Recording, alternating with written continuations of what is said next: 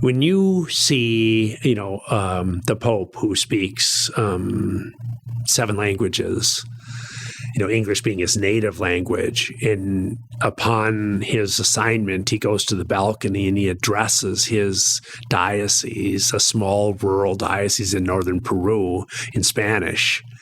It tells you where his heart is. And his heart's there because the Peruvian people open their hearts to him.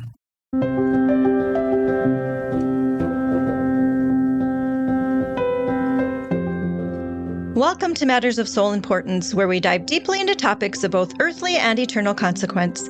I'm Roxanne Solonin, faith columnist and features writer for The Forum, author, and speaker.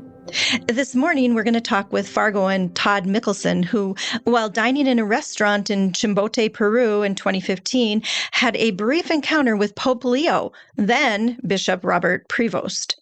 Earlier that day, the two had attended a special mass honoring 3 martyred missionary priests who'd come to Peru to work with the poorest of the poor in the area. They all were killed by the Marxist-fueled Shining Path organization, which also had targeted a Fargo priest, Father Jack Davis, whose nonprofit, Friends of Chimbote, had brought Mickelson to Peru. In this episode, we'll hear about that providential encounter, as well as learn about the Friends of Chimbote ministry and Todd's decades-plus work with that organization, along with some of the stories he's collected while visiting Peru over the years. Ultimately, we'll ask Todd to answer the question, what are Pope Leo's Peruvian friends like? To hear about the people who helped form our pontiff into who he is now as leader of the Universal Christian Church, and to learn what drives Todd's life.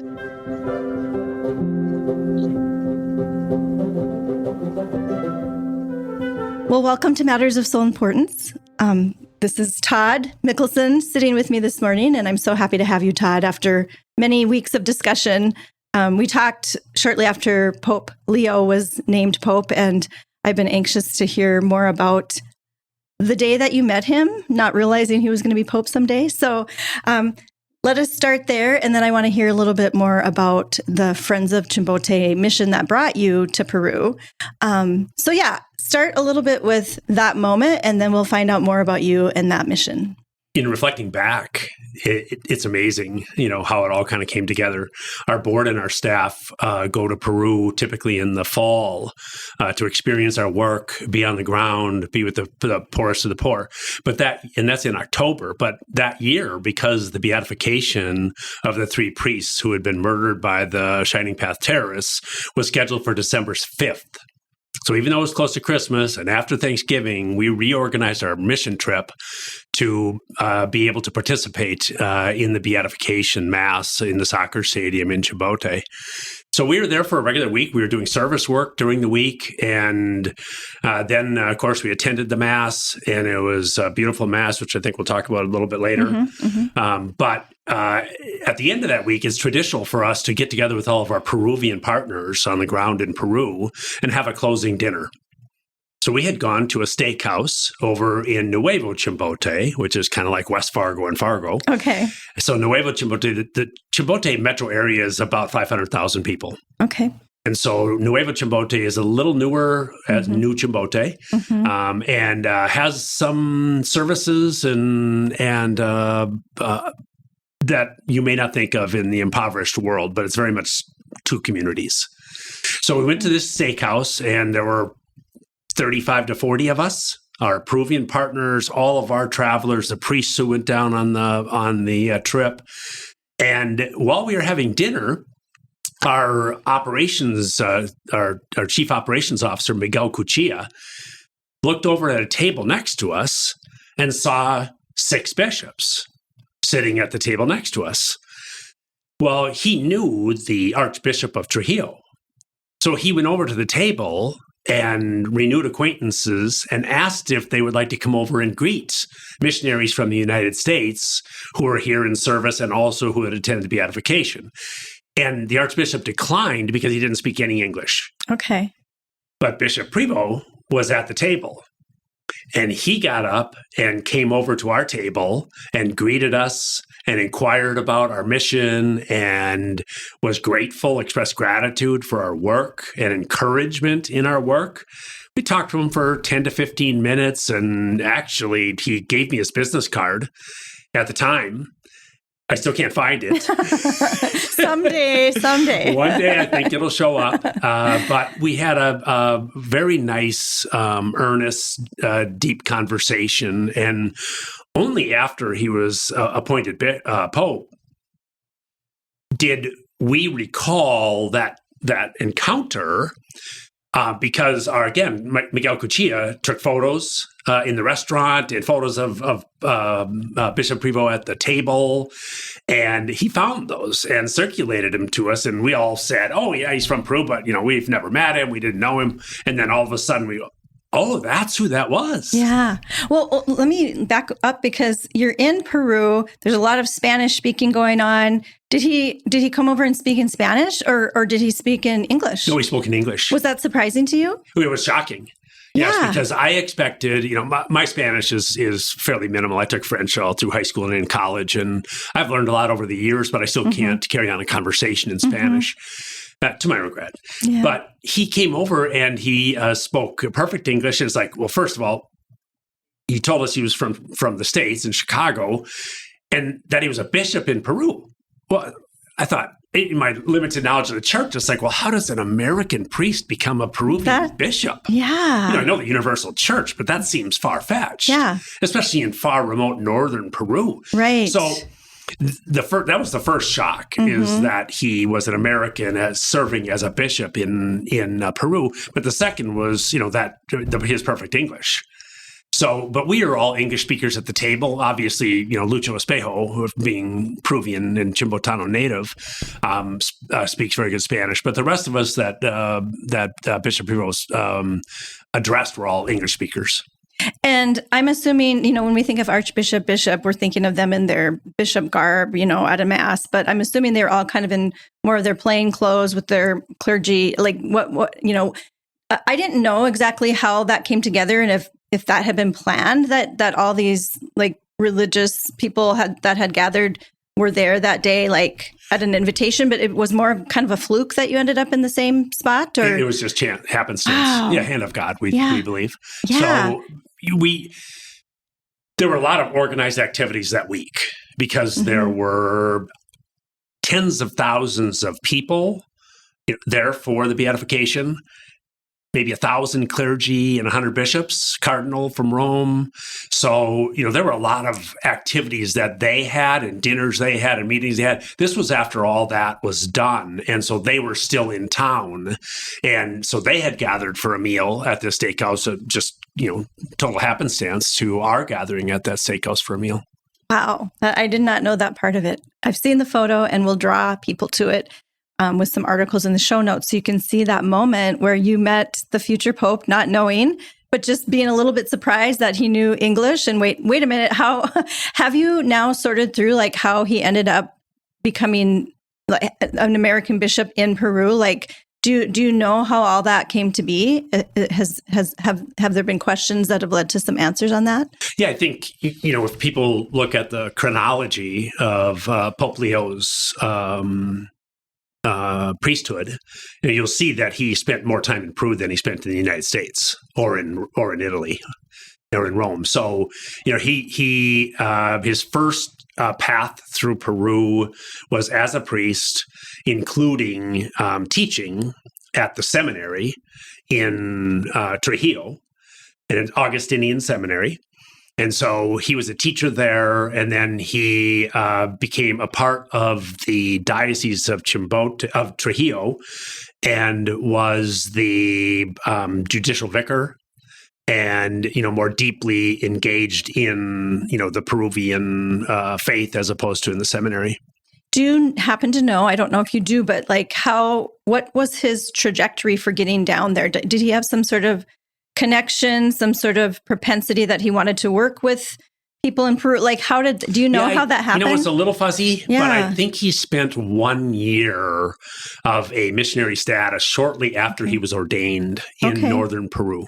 Okay. I wonder what it was that drew him there, like in his priesthood. Like, I wonder if he had a dream like I want to be a missionary priest, or there was something. I guess I haven't those seen questions. An interview with him about what originally placed him in Peru. But as part of the Augustinians, they have a presence there, so perhaps it was just a part of the order. But again, I have not seen any reflection or confirmation of that. I'm sure at some point that story will be told, but we'll have to maybe wait for that thread to come out. We should go get it. Yeah, there we go. So that's the story of meeting the future pope, and I'm going to come back to him as far as I want to hear how the people are receiving him. I'm sure they're overjoyed from what I've heard so far. It's a happy occasion that someone that they know and love became pope, kind of draws attention to their part of the world, which is beautiful. But before that, I want to get a little bit more into who you are and how you ended up in Chimbote, Peru. So how did your participation in the Friends of Chimbote start? Like, what was your draw? How did it happen for you, Todd? Yeah, I think part of it is, you learn about the organization, as you're growing up, because, of course, it had its roots in the Fargo Diocese with Father Jack Davis and Sister Peggy Byrne. And Sister Peggy actually was my wife's fifth grade teacher at Nativity. Oh, okay. And I had met both of them, through the years, but I didn't have a direct relationship with the organization. They had approached me when I was a development director for the Catholic school system, the Fargo Catholic Schools Network. Bishop Aquila hired me in 2004. And I had worked with the schools, and they had asked me to come in and consult their board on how do you transition from a founder's ministry and mission, where the founders are doing the fundraising, to more of a development-based operation. And so they had brought me in when I was still with the Catholic school system. They brought me in for part of a day just to talk and to help them understand what that structure and what that person would look like, to be able to do the development work. It's marketing, it's fundraising, it's public relations, it's engagement. And so... and up until that point, was Father Jack kind of doing all of that? And then was the reason for the transition that he was getting to transition in his own life, or what was going on at that time? Yeah, they were Friends of Chimbote, was a 501c3 by that time, and had a small staff here in Fargo. It had previously been all run by volunteers years before that. And so the executive director was a part of that planning for where do we go from here. Father Jack and Sister Peggy are getting older. They're going to need to transition out. How do we keep this work going? And so that was really the impetus, to them calling me in. And I knew, when you're in the Catholic community in Fargo, a lot of the players, the Gary Zespies and Wayne Sanders, and there are a whole bunch of folks who are have been involved in the faith and in fundraising and in events. And just for the people outside of the area, which this will reach as well, do you want to give just like a little nutshell of just a little bit of how Father Jack, like what just an abbreviated version of what compelled him down there, and how did he end up down there, that he ended up dedicating his life to the people down there? Because he's a Fargo priest. Yeah, and an abbreviated version would be he responded to the call after a devastating earthquake occurred in Peru and killed 80,000 people and devastated the city of Chimbote. And there had been priests who had been down in Chimbote and in Peru from the Fargo Diocese. And so he had some knowledge of it, but he had a mission heart from when he first was at Nativity. He's the one who started their Christmas party. Okay. Because it was something that his father had done up in Devil's Lake, North Dakota. And so he had a servant's heart. Talk about the Christmas party real quick so people know what that was. Well, it's something that's gone on for 40 plus years. And it's basically Christmas Eve. They get together and put together a dinner and collect presents, and they give it to the poor and invite them to come in for dinner, and they're served. It expanded over the years to Olivet Lutheran Church also.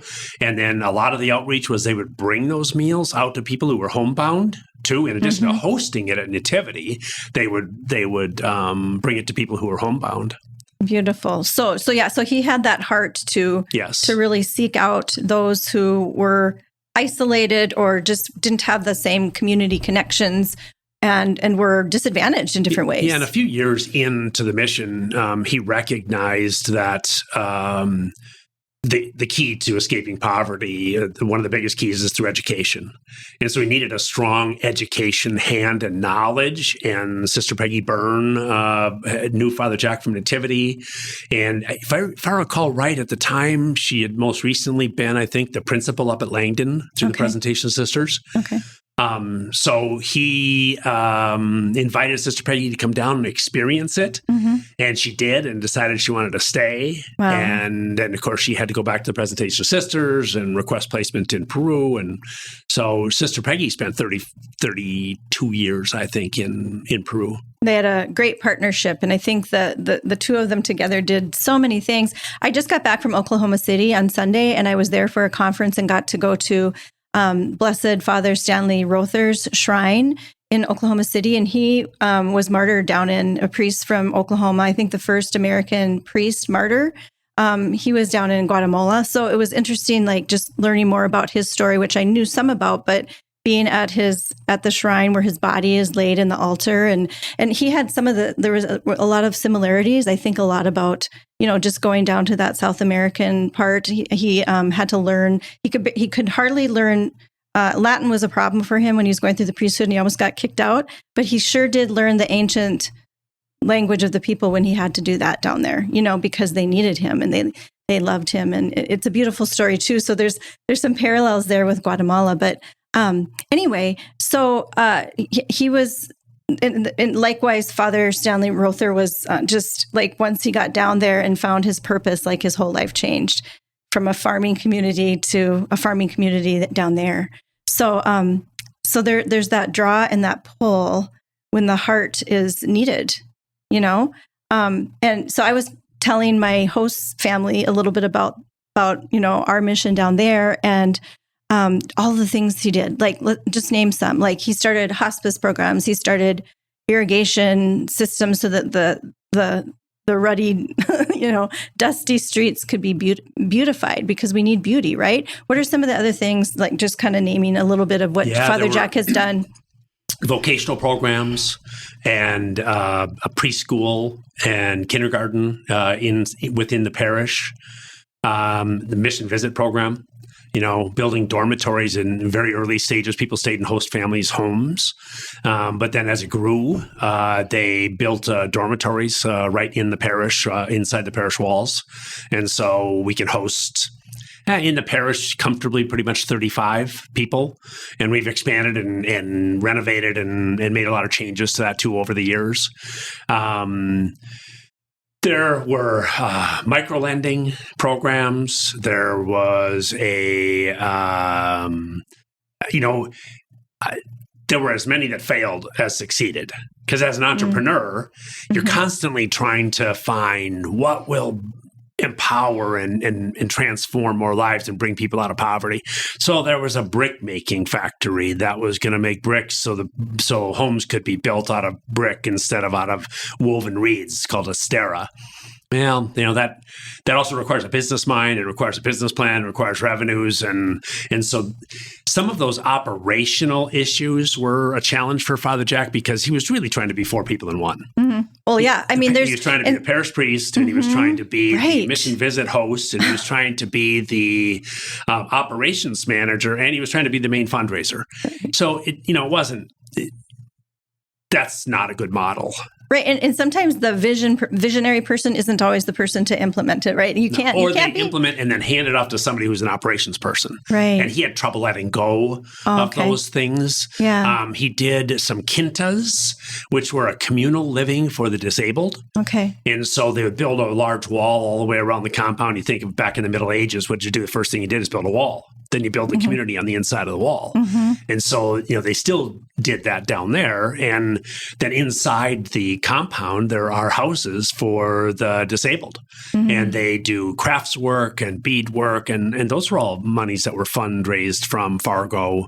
And, we are actually, our core is North Dakota and Minnesota, and specifically the Diocese of Fargo and Minnesota, quite a bit in the Twin Cities. But we have donors in 45 states. So the ministry is far flung. We don't. It may be 2 donors in New Mexico, but our reach has been. We've had mission visit groups from dozens of states and countries. Talk about your observations of bringing these 2 communities together. They call them sister parishes or whatever, where you go from a wealthier land. We're known for our wealth, I guess, and our resources. And then you bring it over to another part of the country to serve, and how that ends up being a circular, sort of like benefit for all. Because we call it, part of it, and it's something that I visited with Bishop Folda about, during and after his trip with us to Chimbote in February, which was his first international mission trip. Okay. And so we talked about reverse mission. And the reverse mission is you're more changed than the people that, you went to serve. So, and that definitely happens, I would say, to the vast, vast majority of those who travel down there. We see the circumstances and the conditions in which they live. We look at their faith. We experience their determination, their fortitude to live in the conditions that they live in. A lot of times they're shocked, why we're there. What are we doing there? And one of the trips I told the pastor who took over the parish for Father Jack, I told him that I'm here for Jesus Christ. That's why I'm here, because he tells us in the gospel to serve the least of our brothers and sisters. And, when you really get down to it, the least of our brothers and sisters don't necessarily live here in the upper Midwest. Do we have poverty? Absolutely. Is there despair and lack of hope? Absolutely. But when you go down there, and Bishop Folda concurred with this, he agreed there's so many needs and poverty here in the United States, but it's different. Okay. When you have to work every single day to be able to buy a gallon of water, when you work, I'll give you an example, a woman by the name of Domitila. Domitila, when we went down about 3 years ago, and the people that we serve are mostly, I won't say discovered, but they're mostly encountered by our social workers. So our NGO on the ground down there, the name is ACAF. ACAF is the abbreviation, Association Civil Apoyo Familiar. So the civil association helping families.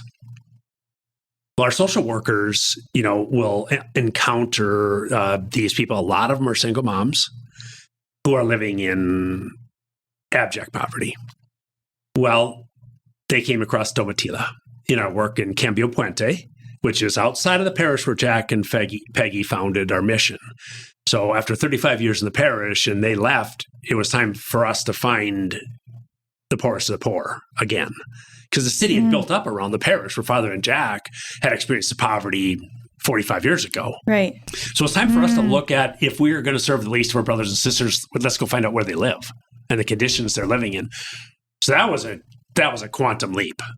Our logistics in walking with carts through the parish, now we're trucking everything 12 miles and setting up social workers and building offices and building soup kitchens and, building learning centers and building daycares. And so we had to take that to the outskirts of the community where the poorest of the poor lived. Well, that's where Domitila lived. And so our social workers encountered Domitila, 48 years old, 4 children, no formal education beyond probably middle school, basically illiterate. She works with a donkey and a cart, harvesting food outside of her community of Cambio Puente, animal feed. And she sells it to people for their animals. And on the outskirts, they're still using animals and they're raising animals for sale for their own use. She was making $5 to $8 a day. 4 children, 3 handicapped, 2 children in wheelchairs, 1 with hydrocephaly, 1 with a neuromuscular disorder. Neither one of them will ever be able to care for themselves. Neither one of them had any government services. Her oldest son, Jesus, he is in school. However, he's got significant physical and cognitive disabilities. So she has 1 daughter, who's her second child, who is able to function, I won't say at a normal, but non-disabled level. Domitila was receiving no services from the government, and feeding and water and their school supplies and everything else on $5 to $8 a day. The pigs were in a pan on the back of her house. You can get the picture. You can probably experience it through olfactory. Right. And all 5 senses are inflamed when you're down there. The dust, the noises, the smell. It's for some people, it's overpowering. I've had mission visitors, I can tell you stories about that, have to leave the premises. Oh, wow. They couldn't be in the home. So when we talk about poverty, that's the kind of situation we will go in the vast majority of the folks we serve. Because she was illiterate and because she worked 7 days a week, she didn't exist in the government. She's born at home in the mountains.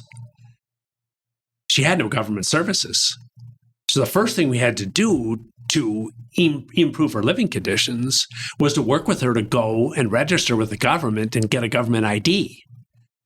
Because we told her there are programs for you and your children. Right. Our social workers know that. We have 88 employees on the ground in Chimbote. So we have attorneys who understand the legal aspects of their rights and their services, because she may not have a birth certificate. Wow. How do we prove she exists? It's almost like the words coming to me is like invisible or, Totally. Totally. And so so our social workers took her hand and went into the service agencies and registered her. And then they registered her with 2 different government programs, one for disabled children and one called WARMA, which is for the poorest of the poor. They can get a couple bags of groceries every couple weeks. So it's not food stamps, but it's more basic than that. Yeah. But it is available. She didn't know it existed. Right. She didn't know that. After our social workers worked with her, we increased her equivalent net income by 50%. With no resources coming from our agency, because ours is about sustainability and empowerment. So if we start providing handouts and food, their lives don't change. They just become dependent. Right. And so codependency is something that any missions to the developing world have to just be super, super careful of. And that's something that we even battle with our own mission visitors. Well, I'm going to go and I'm going to change their life. Yeah. You're here for 4.5 days. Yeah. I'm sorry. The other 361 and a half, they're living without you. Right. So let's get this clear. Yeah. Let's clarify this just a little bit when you go home. Yeah. But a little parallel. I got a bird cam this summer and there's been times I haven't been able to fill the seeds and I'm like, they were fine without me for the longest time. God provides and provisions. But coming back to that situation, the word dignity too is another word that comes up. I know you were like dealing with like logistical things and just trying to get her connected, but I feel like when she connected with those resources, she wasn't invisible anymore. She was a person. She had a name. It was in black and white. She had rights. Right. She had rights. But it's easier to just not look at them. One of the problems, especially in the areas where we serve, is, and it's kind of funny because we've worked with a lot of other religious orders, in Peru, and one of them was the Sisters of Charity of the Incarnate Word. You probably remember Incarnate Word University out of Texas, San Antonio. They would come up and play the bison and get crushed. But Incarnate Word is a religious order based in San Antonio in the United States, but they're all throughout Latin America. And I went down and met with Sister Terry Maya, the provincial, who was from Mexico, but she was the head of the order for all the Incarnate Word sisters. And she, being Latina, she could tell me about there's a caste system within the poor too. Right. And so those from the mountains and those who have more native blood, the Incas, the Quechua, there are a lot of natives, indigenous peoples up throughout the Andes. Well, those people are discriminated by those with Spanish colonial heritage from the Spaniards who took over the country, colonized the country. So the people who are not appreciative of the poor who come from the mountains and are taking resources and are on every street corner trying to sell a piece of candy so that they can go home and buy a glass of water for their children. So the discrimination is there amongst brown people, between them. Well, I grew up on a reservation, and I mean, there were you could see that, this tribe was better than this tribe, or we don't associate with that tribe, and so early on, I recognized that human beings by our nature sort. It is something we do for survival, but also the supernatural grace of being able to challenge yourself on that, right? And you bring Christ into that situation, and there's a leveling a little bit. But it is not easy. And I think the reason I brought that up is because when you talked about dignity, that's the part. It's not just a dignity of being poor; it's a dignity of being outcast.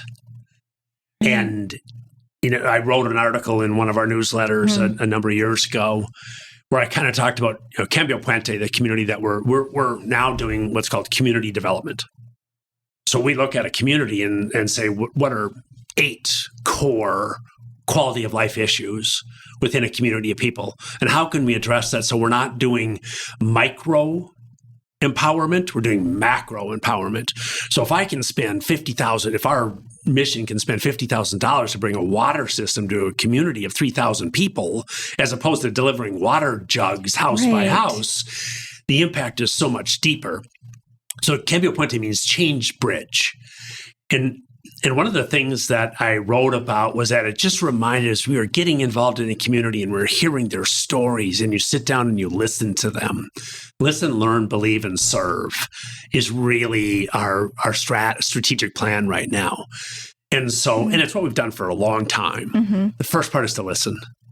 You have to understand their lives, how they got there, where they came from, what have been their barriers, what are their barriers now, how might we especially bring capital resources, because that's the part that they're probably the most short of.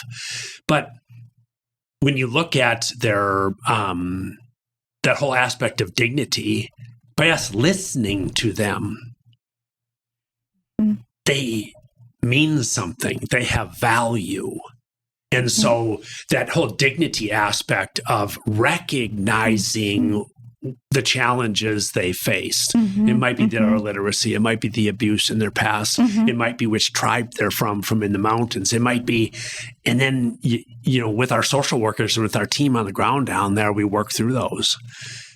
It's something we can learn even up here every day. When the abortion facility used to be downtown Fargo, we had a lot of interactions with homeless people that were unhoused, and different situations. And I always appreciated conversations with them. And one of the things I recognized, I would want to know what their name was. And you could just see, just having someone recognize them as a person and having a conversation was uplifting to them, and then also in turn to me, just recognizing the humility and some of the wisdom that they imparted was just blew my mind and gave me chills. Experiences that we can't even fathom. Right. Their dependence is so, it's just there. They're constantly, their whole life is depending on God for their very life. Yeah, it's interesting that you bring it back to God.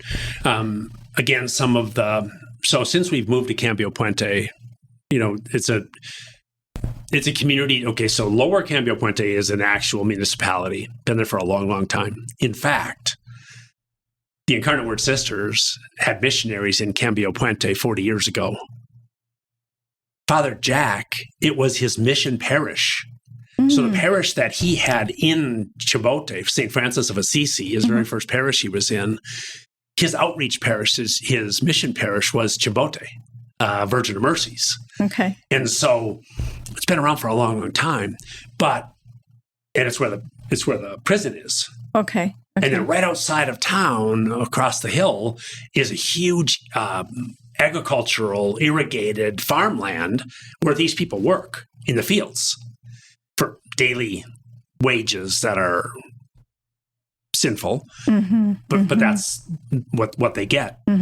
So that the 8,000 people that live in the main town, we're working, it was called Upper Cambio. So Upper Cambio is up the hill into the sand dunes and volcanic rock, and they're living on the side of the hill, and they had no services, no water, no sewer, no bus lines, no kindergarten, no preschool, no cell daycare.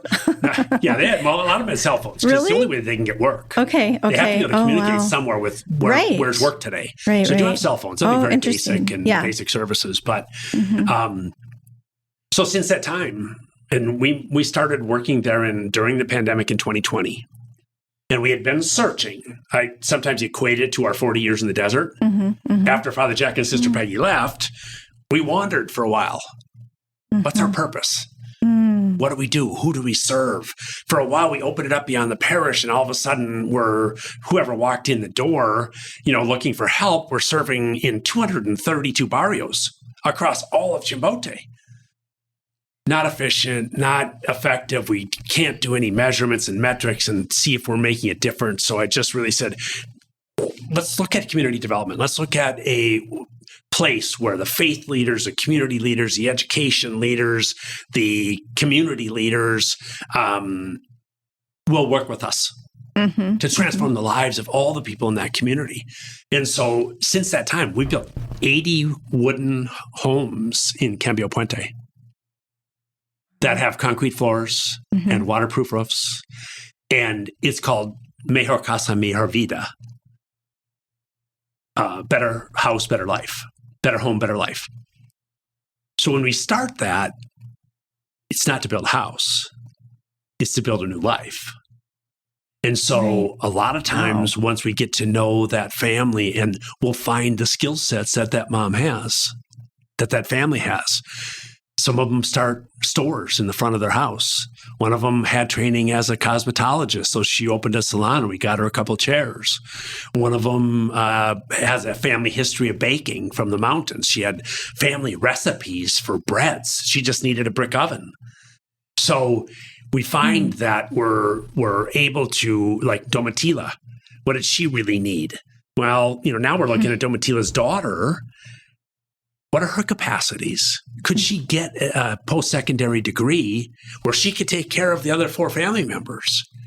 So it's really, but what I started to say when we were talking about faith is that we get to know these people on a very intimate level.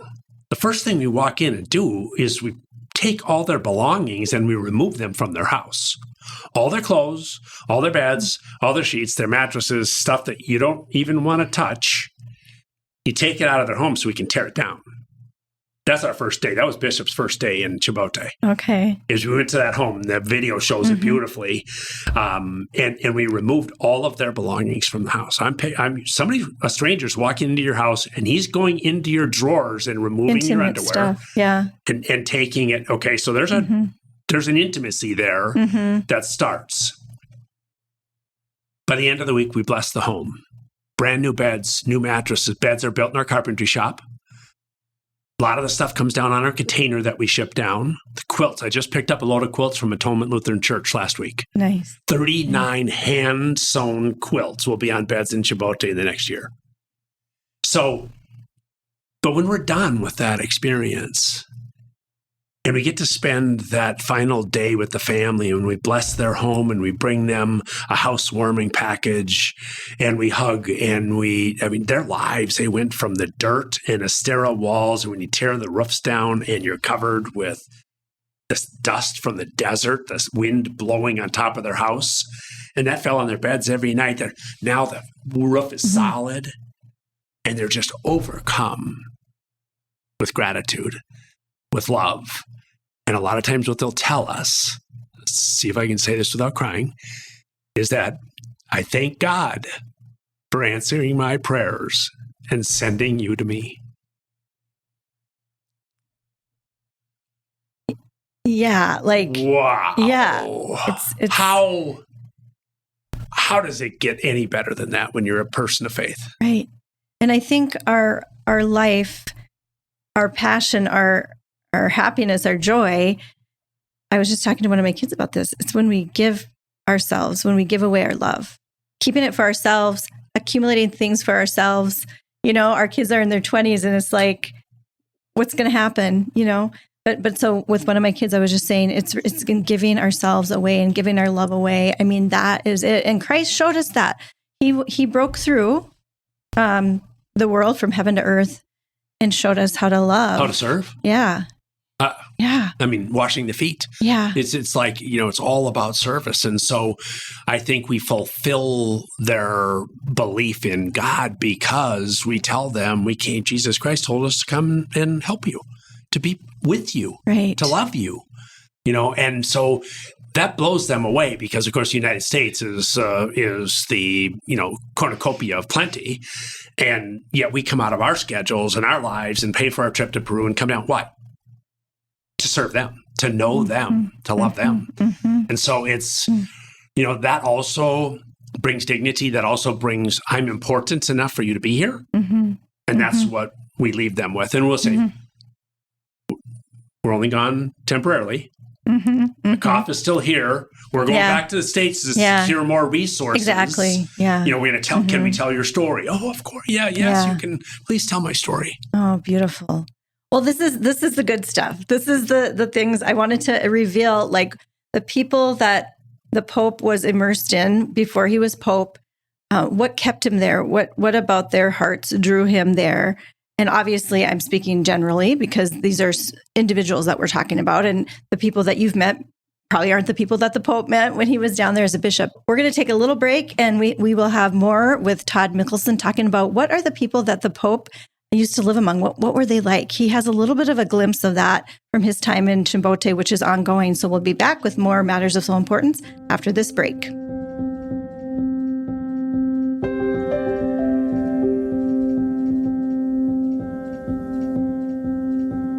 Get 6 months of local news for just $2. You get unlimited access to the news and information you need to stay connected to your community. Visit inforum.com/subscribe to get 6 months of local news for just $2.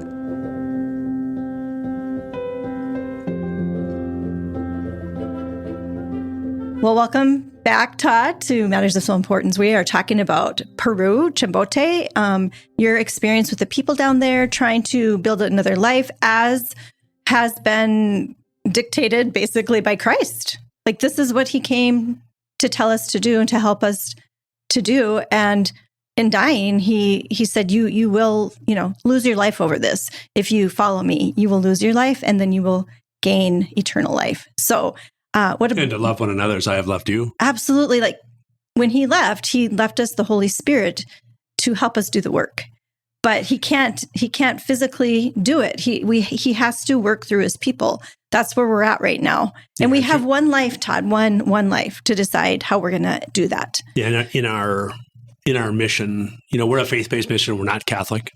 We have Catholic roots, and the country of Peru is Catholic. I mean, 67% of the country, identifies as Catholic. So, we invoke the Holy Spirit all the time because we're heading into territory that we can't know. And there are fears, and there's anxiety, and I'm going to go and encounter experiences that I have no way of being prepared for. And that's where a lot of our mission visitors go down. And so when I started with the organization in 2013, we came to an agreement. I had left the Catholic school system, and I had done some capital campaign for TNT Kids Fitness and some other consulting work. And Friends of Chimbote learned that I had left the system, and they came to me immediately and said, can you please, we followed your advice, we hired somebody in the development, but his heart wasn't in it. And the first thing I told him is that you can teach a lot of other skill sets, but if their heart isn't in mission work, it's not going to be a good fit. You got to feel it. People's got to have to experience it when they hear you speak. It has to be that, it's not a sales job. Mm-hmm. It's not for a salesman. Right. It's a mission of the heart. And so they came back after me, and we came to an agreement in late December of 2012. And they said, well, we're going to take you to Peru the second week of January in 2013. You need to get on the ground right away. Didn't speak Spanish, hadn't been to South America. And it was like, okay, let's go. This is what I need to know before I go down. Absolutely. So I had a list of things that I wanted to do and see when I got down there. But one of the really cool parts, and again, I attested to the Holy Spirit and to God's presence. But we went down when another mission visit group was down there. So it's just the executive director and I, Susan Trink, and I that went down. But there was another group there serving in January of 2013. And they were long-term mission visitors. And Father Jack was still in the mission at the time. And their week was organized around Matthew 25. They built a house. They went to the prison. They cooked a meal for the poorest of the poor.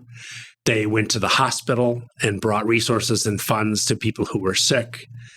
So their whole week was organized around the concepts of serving the least of their brothers and sisters. So my first week on the ground in Peru, I'm in the men's prison.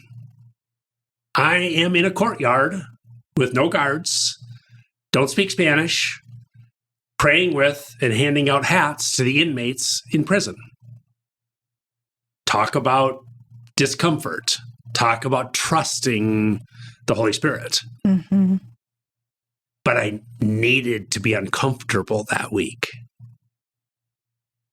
So they went to have the meal for the poor, and we did it at the parish.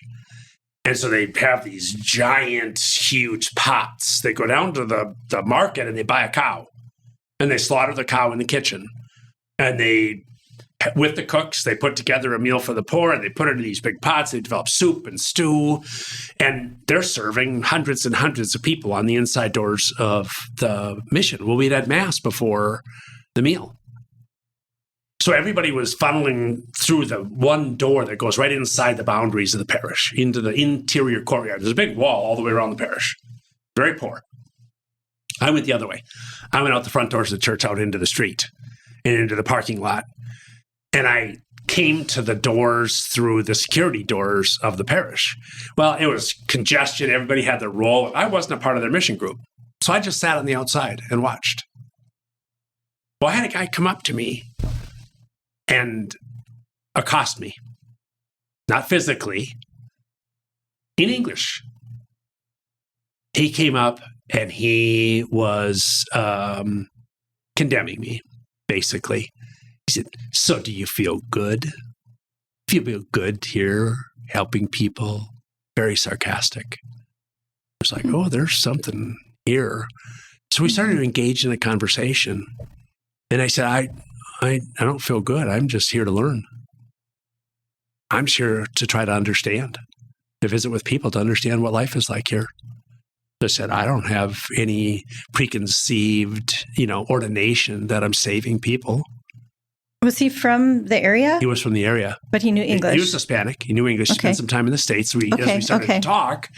And so as we talked a little bit, I gave him a little bit of my background and said, no, this is my first trip here. I'm just here to learn. And he started to tell me a little bit about his life. And had been in the States and was impoverished and at times homeless. He was educated. And as we talked, I said, he told me his name, and it was George. And I said, George, are you going to eat? No, I'm not going in there. I said, can I go get you a plate? I am hungry. And so I went back inside the walls, and I went up to one of the guys I was serving with for the weekend and said, hey, I need a plate. He said, they looked at me and they said, don't eat this. Your GI, your system may not handle this food. Don't eat this. We'll have a different meal later. And I said, no, it's not for me. It's for somebody who's outside and won't come in. Oh, okay. So I get him a plate and I bring it out and I serve him. And I sit down on the curb in the parking lot with him while he eats his meal. And while I'm doing that, another guy comes up and stands in front of me and he's agitated. It appeared to me like he was on drugs. He's very agitated. He's talking in Spanish to George and asking him, why is he talking to me? How does he know me? What is it? He was irritated, jealous, don't know all what was going on with him. And George started dressing him down because I speak English, you don't, And so there was these guys, and George didn't have any problem with dealing with this person, but I wasn't comfortable sitting on the ground in front of this very agitated person, who was physically agitated and very close to me. So I stood up, and was prepared to defend myself. Nobody around me all my fellow work guys were inside serving. So I was all by myself with these two. Can I run quickly enough to I was just going to defend myself. Yeah. But, mostly it was just to continue a conversation. Right. Because he was another person that I could probably learn from. Right. And so George and I talked with him for a little bit and, told him why I was there and learning.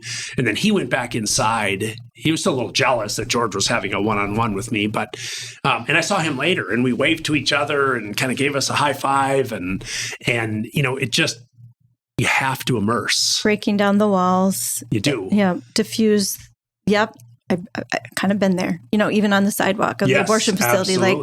Absolutely. Some of my most interesting and fulfilling conversations have happened with people very agitated, very defensive, and just working on that. And pretty soon it's like you're sharing names. Yep. And you're finding commonalities, and it's quite beautiful. Yeah. To build a meal together. Yeah. I didn't eat. Yeah. But. Yeah. Exactly. Yeah. Beautiful. What are some of the other moments maybe that stand out in those earlier times that you came back? I'm just imagining, I know what it's like when people go on mission, they come back to this land of plenty. Mm-hmm. And it's almost like, it's just such a contrast. What were some of those takeaways? Well, I think it's such a blessing because, until you go into the homes, until you experience the lives of the people, until you experience the people themselves and get to know them, how can you tell their story? Mm-hmm. So you have to make yourself vulnerable. Mm-hmm. You have to make yourself humble. Yeah. And you have to go and you have to ask questions and listen. But the understanding comes over time. Mm-hmm. The listen, the learn aspect of our work. And then, so I think that for me, I'm so much all about a hand up and not a handout. And so we respond to people in dire need almost like a triage? Absolutely. If you don't have your health, if you don't have the strength to work, if you have no hope, if you have no dignity, how can you take that first step? Even if I'm holding your hand, how can you take that first step down that path out of poverty? And so part of it is you might have to do some handouts. You might have to get them stabilized and triaged before, you can really work on the systemic and the root issues. Kind of like the Good Samaritan story, right? Of like there was an immediate need and some people pass by, but yeah, the immediate need, we'll deal with, but long term, they're only going to have a sustainable path out of poverty if we can, help them in understanding what all the opportunities are. Mm-hmm. We can restore their hope, restore their dignity. And so for me, it's all about programs. Mm-hmm. What I absolutely love is having the programs that provide education, that provide scholarships for post-secondary education. And so going down and seeing that transpire, seeing that actually work, but so many of those people have had so many instances of broken trust. Right. Throughout their lives, they've been abused, they've been cheated, they've been lied to, they've been stolen from, you name it. There's a lot of PTSD, I'm sure. Name it, and they've experienced it. They've been homeless, they've been hungry, they've been sick, they've been all of what Christ speaks to us about. Vulnerability. Total vulnerability. Mm-hmm. So to trust them of why do you want to help me? And are you going to be gone tomorrow? And, so that, I think just going into those homes and really working with our social workers to listen and to understand, and then to come back to the States and brainstorm, talk to, there are so many vast resources and we have so many people who've been involved with us for so many decades, that when we're able to share the conditions and what we feel are opportunities to change those conditions, the response is just incredible. Last year I shipped down a skid steer on our container. A skid steer, a Caterpillar. Why? To be able to prepare more home sites, to be able to get work done more effectively, more efficiently, faster, to do different work. And so this year, I'm probably going to ship attachments for the skid steer down. And so it's that constant progression of people saying, wow, I see how you can help more people. Let me participate. I'll give you one story that really sticks with me, though. It was time for Sister Peggy to come home. And the presentation sisters, of whom I've been involved with my whole life. I mean, I went to Holy Spirit. I went to Shanley. They were still in Holy Spirit and Shanley. Teachers that taught me at Holy Spirit taught my dad at St. Mary's and Sacred Heart Academy. And some of them taught me at Shanley. And so I have a long history with the presentation sisters. My grandpa and grandma actually worked for St. Mary's Cathedral and grade school. And so my grandpa was a custodian. So the sisters were his employer, right. Basically for years. And they all knew Ingvald Bong Mickelson, a Norwegian immigrant. So it was time for Sister Peggy to come home. And she wasn't happy about it. But the presentation sisters are community. Community is a huge component of who they are. It's they take care of each other. They work with each other. Sister Peggy had been out of community for 30 plus years. She's getting older. They wanted her back in community. So the chairman of the board and I went down in 2015 for Sister Peggy's despedida, her going away party. And we brought 2 sisters with us. And I told him as part of our week, he said, I'm going to take you out into the barrios. I want you to see what Sister Peggy has lived. So when you bring her home, if you don't understand her work here, her worth here, her engagement here, her people here, it's going to be hard to help her acclimate back. So I said, we're going to spend some time out in barrios. So one of the trips, we went out to a home. And this was around the parish, the better part, compared to the periphery of Chimbote. And in this home, it was typical. It was 4 generations living together. The grandmother, the mother, the daughter, children. And the daughter, whose home it was, had just moved her sister in. Her sister had been abandoned by her husband. She had 2 children. She got 1 bedroom in the home for everything she owned. And her 2 children and her lived in that bedroom. And the conditions were horrible. Dirt floors, smelly, animals in the back. The greasiest duck I've ever seen in my life in the back. And it's all enclosed. So the animals are just moving around with you. They're pooping on the ground. You're walking in it. They're not penned. So we went in there and we had brought some personal belongings for the woman and her children. So some fresh clothes, some school materials, some new mattress and bedding and stuff for her. We came into the house and we walked through, and as you walk through the house, a house there is 6 meters by 8 meters, 18 feet by 24 feet. 8 to 10 people may be living in that space.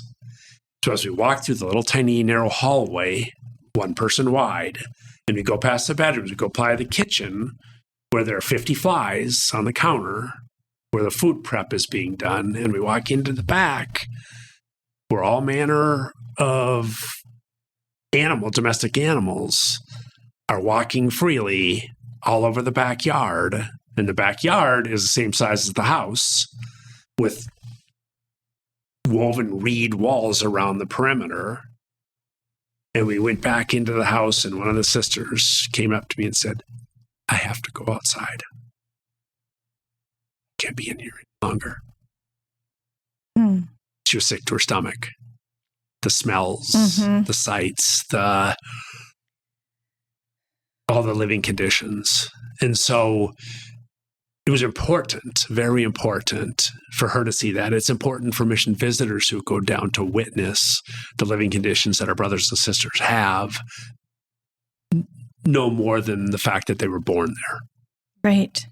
So that sticks with me. I mean, I've been in a lot of homes and I've been in a lot of conditions that, we went into a facility with Bishop Fulda in February. And this was a new experience for me. We went into a facility for the disabled adults. And it's a ministry of Mother Teresa, Saint Teresa.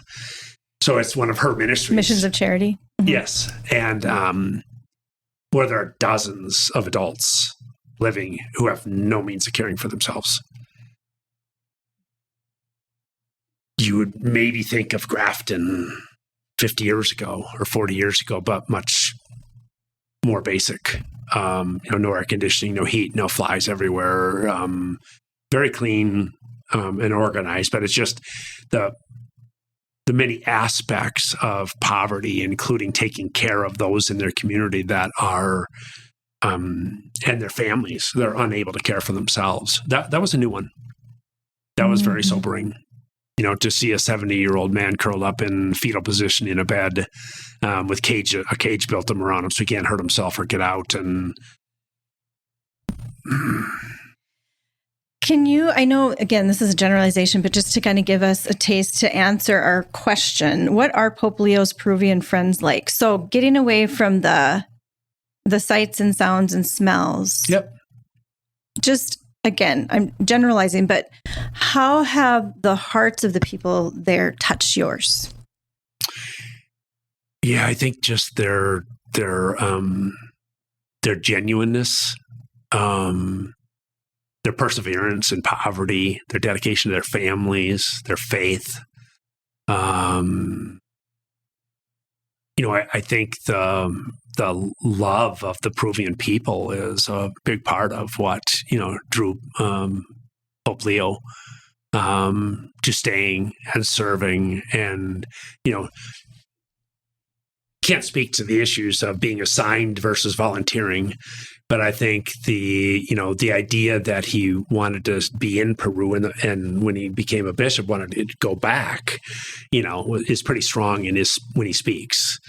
When you see, the Pope who speaks 7 languages, English being his native language, and upon his assignment, he goes to the balcony and he addresses his diocese, a small rural diocese in northern Peru, in Spanish. It tells you where his heart is. His heart's there because the Peruvian people opened their hearts to him. And so I think that's the same thing that Bishop Fulda experienced, is their open arms, their love for him being there, for experiencing them, for coming to experience their lives. They know it's a long journey. They know we don't have to be there, that it's by our choice and the will of God that we're there. And so I think that's a lot. I mean, I've been down 23 times. Okay. My wife was the first one to go down on a medical mission trip in 2009. And my children have been down 9 times. So as a family, we've been down 33 times.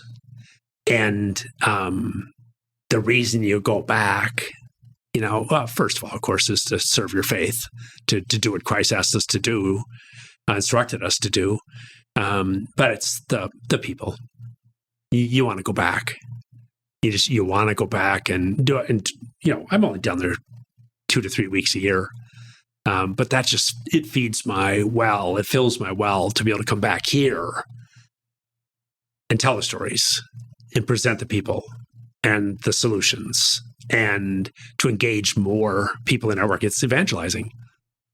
What we're doing today, right? How has it changed your faith? That's going to be my last question for you, because I know we could go on for another hour. But has your faith deepened? I'm assuming it has. Since you started this journey in connecting with the people down there? Yeah, it's deepened dramatically. It can be hard to ask people for money and resources and services, but when you really feel in your heart and in your soul that you're doing what Christ asked you to do, that reinforcement, that constant asking the Holy Spirit for guidance, and so often to have that answered,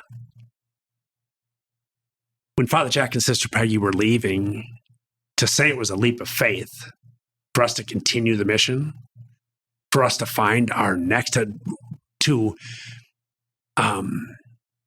leverage off of their legacy, but to do it different, to do it again, to do it elsewhere.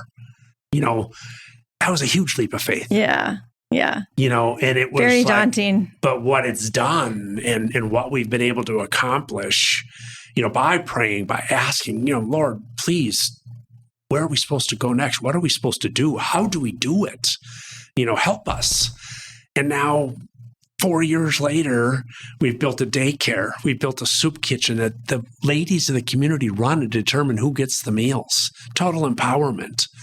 We've built a learning center for adults and for the children who only go to school 4 hours a day, so need somewhere afterwards with tutors to help them because their parents might be illiterate, to a water system where before they had to buy it off of a truck, and then they still had to purify it for any drinking water at all, but it was expensive, and they could only afford so much. And now every home in the community has a spigot.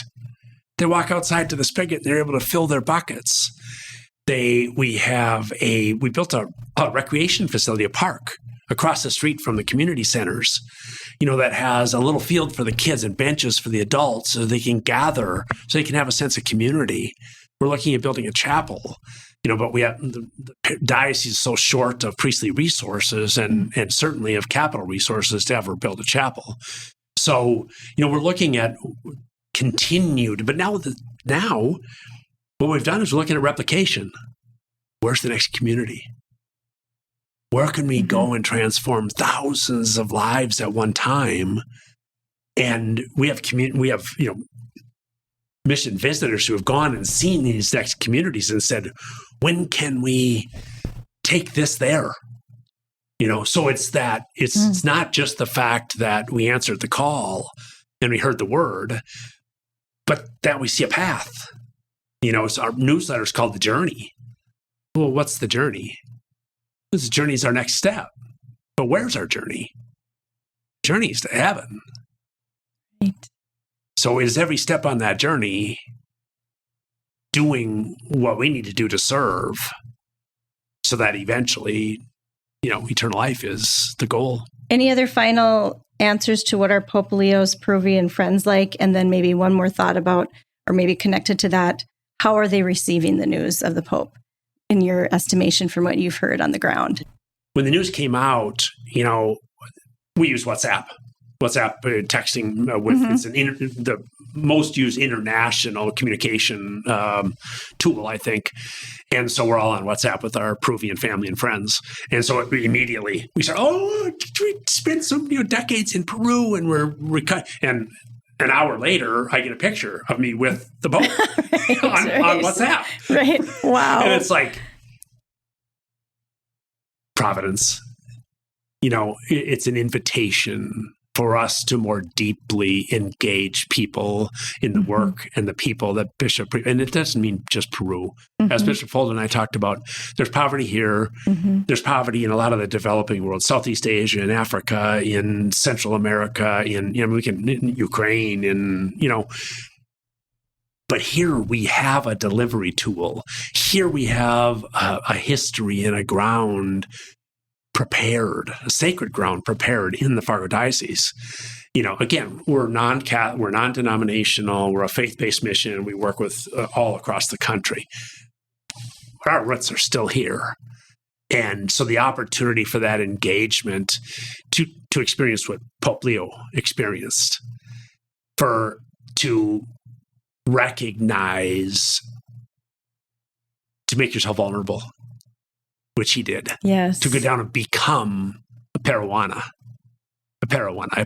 And he literally is a Peruvian with citizenship. So I think that it's just another invitation for the faithful, and not just Catholic faithful. All faiths look at the Pope as a religious leader, a Christian leader. I've had non-Catholics tell me how encouraged they are by his selection and his missionary heart. And so to say, where is it in my heart how can I become a little bit more of a missionary? Right. That invitation is so poignant. Mm-hmm. It's so in front of us that, it's just an unbelievable blessing to have that opportunity. The Peruvians love him. Well, he's drawing headlines in his early days here. I've seen a couple now that have said he's the top leader. He's been selected as the favorite leader of everyone across the world. Of all the leaders, they're naming the Pope as that. And I wonder if it isn't that vulnerability that he is sharing, that we're so in need of seeing that power isn't at its best when we're seeking to destroy, right? Instead of serving. Right. Domination. I think, part of that too is that, sometimes, missionaries and movements within the church, can be one of guilt, can be one of total servitude. I have to go live among the poor. I have to go do this. I have to go do that.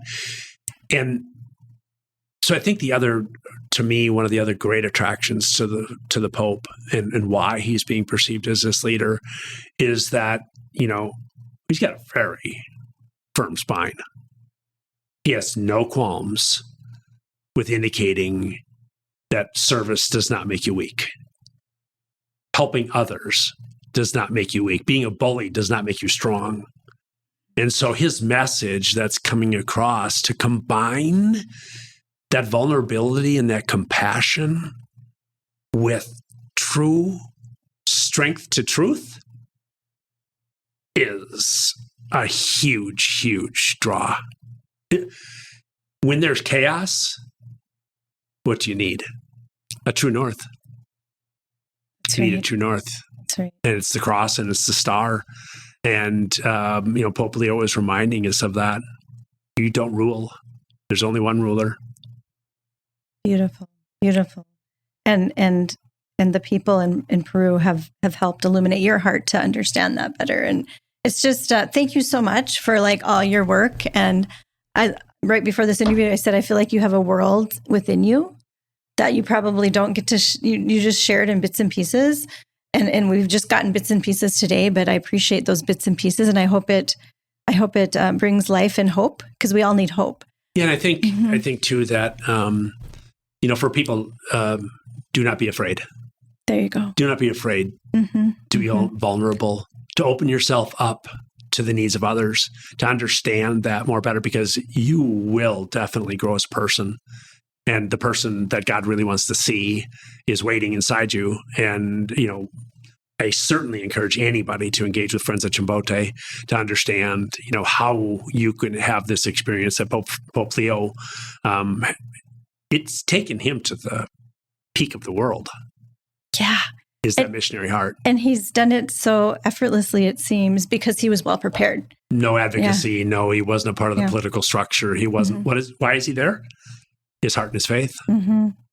Beautiful. Well, thank you, Todd Mickelson. You've been Roxanne. A joy. And I'm looking forward to sharing this with others and just giving them a taste of what you've experienced so that they can bring that into their own heart and discern how they're going to use that information to serve the Lord too. So thank you. Amen.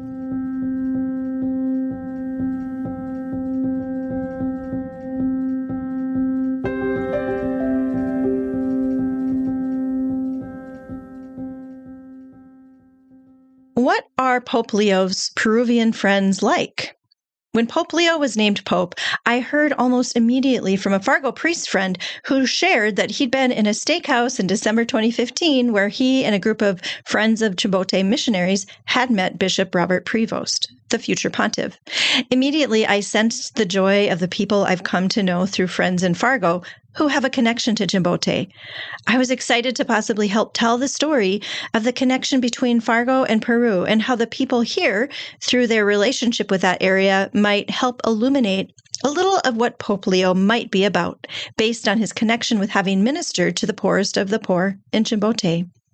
That connection started in my backyard here, and I had a chance to interview Father Jack and meet him on several occasions during his time fundraising in Fargo at my former parish, the Church of the Nativity, where my husband and I married in 1991. I interviewed him for our diocesan newspaper some years ago now and saw him again in 2000 at the funeral of my friend Laura Christensen Espejo, who'd met her husband Lucho Espejo, later Dr. Espejo, while on a mission trip in Chimbote.